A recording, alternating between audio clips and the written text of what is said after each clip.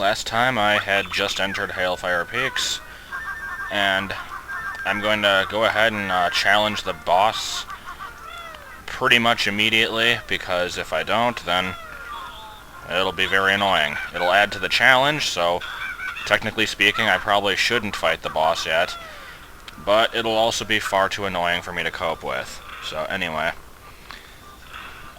just did that for a shortcut back. I might not use it, actually.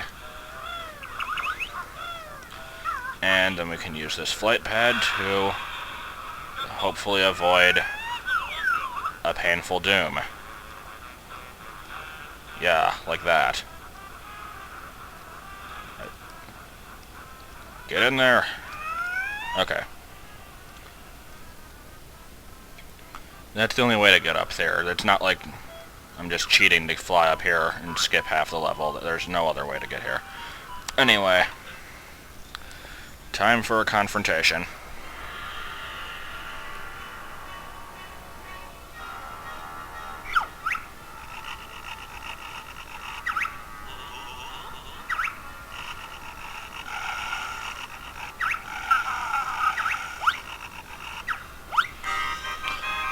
Of course, it's very possible that Banjo does have a 12-foot pizza in his backpack. It's been known to hold larger things. Anyway, it's a pretty easy boss. He's the fire dragon, and quite predictably, you hurt him with the ice eggs. So, that's what you do. There's really not a whole lot to say about that.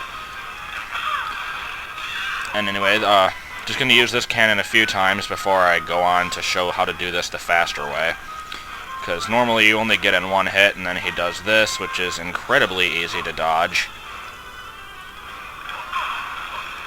And then, after a third shot, the cannon sinks completely into the ground and you can't use it again. However, there is a much easier way of doing things, which I will demonstrate as soon as the game lets me.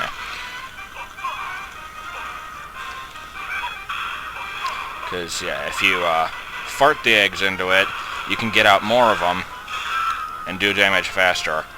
I guess I wasn't quite able to beat him in one go there.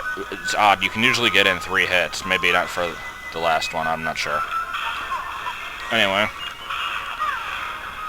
that's all there is to it. You can see the other icy side over there, though. So, I'm sure even if you've never played this, you can figure out very easily what the other fight is going to be like. And I love that, with the ridiculously long neck, disproportional to the body. I think that's hilarious looking.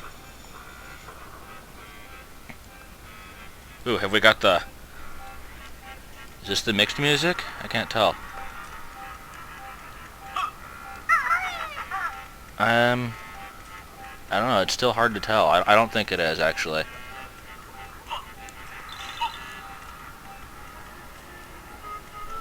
Yeah, I don't think it is. Never mind.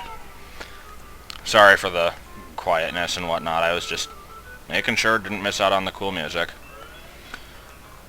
Anyway, instead of exploring this very large, confusing landscape here, I'm just gonna go ahead and, well, I guess die, but, oh,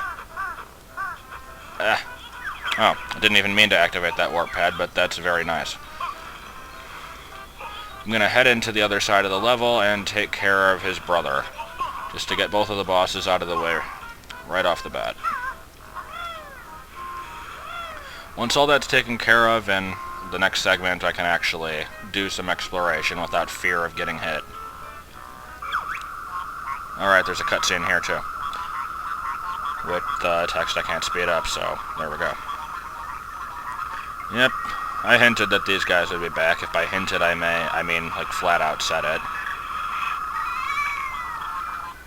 Good job activating the jetpack there. This is a great line here. I'm okay. Wait a minute. No, I'm not. I'm dead. And there we have a death. And not an enemy death either. Like an actual honest-to-goodness death. Anyway, where am I? Okay. Anyway, I want to head over here, ignoring these Yeti dudes, because there is a large Yeti dude over here with an enormous foot that he is very proud of. Again, wonderful dialogue. I have an enormous foot. That's nice. This has got to be the most useless of all the, like, minor characters in the game. He's just guarding some shoes, and the dialogue flat out says that he has no need for these shoes. He's just there to piss you off. However, we can deal with him in a manner very similar to the other side. Yep. Alright, do it. Try and hit me. I'm sure you're gonna miss. And there we go.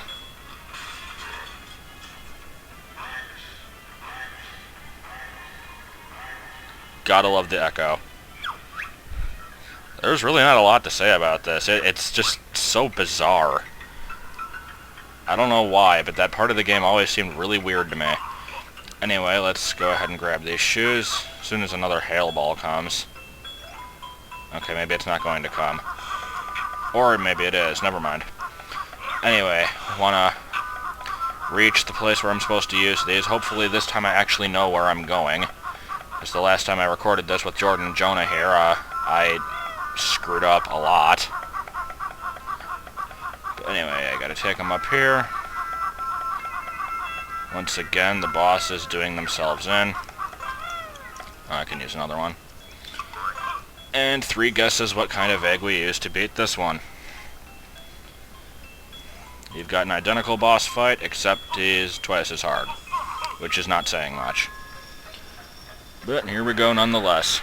Chilly Willy, totally not a copyright infringement of the Woody Woodpecker character.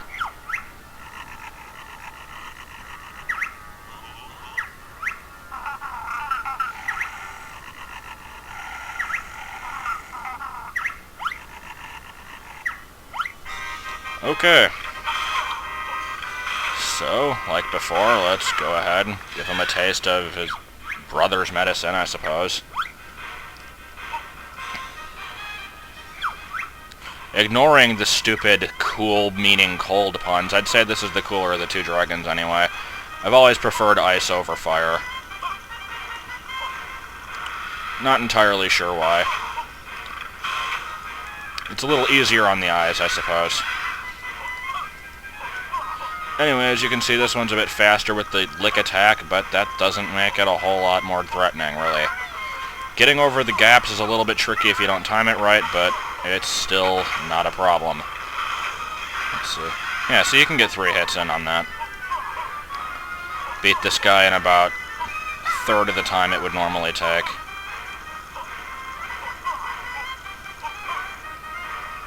Because, yeah, I mean, hitting this guy 14 separate times with that stupid lick attack in between each one, that'll take a long time. I can't even remember the last time I've done that, because I figured out the trick on my own.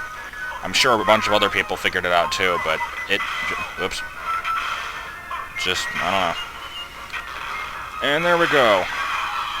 2 rather generic, I mean, they're interesting bosses, but not difficult.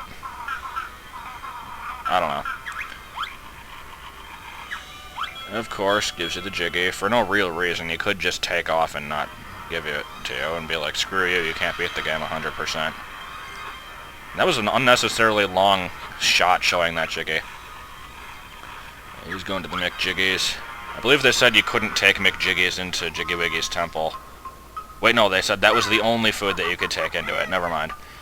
And, the Fire Brother wanted a Big Al burger. What's his deal? These things are disgusting. It'd be weird if you could bring him a Big Al burger and it would actually do something. I'm actually kind of curious now if you try to sneak one into Pterodactyl Land the way that you normally do, and then leave that level, does it confiscate them or not? Oops. Okay, let's try and get down this painlessly. And I succeeded somehow. Anyway, yeah, I'll go do the fireside. That's the place to start. I only have another minute left, but I can at least show off a little bit of the area, I guess. This here is a very, very, very hot water pool thing. With needless Roman numerals.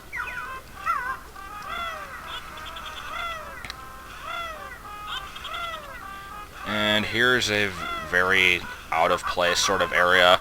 This area is like littered with all these little cave entrances that will lead up or down, take you through the area.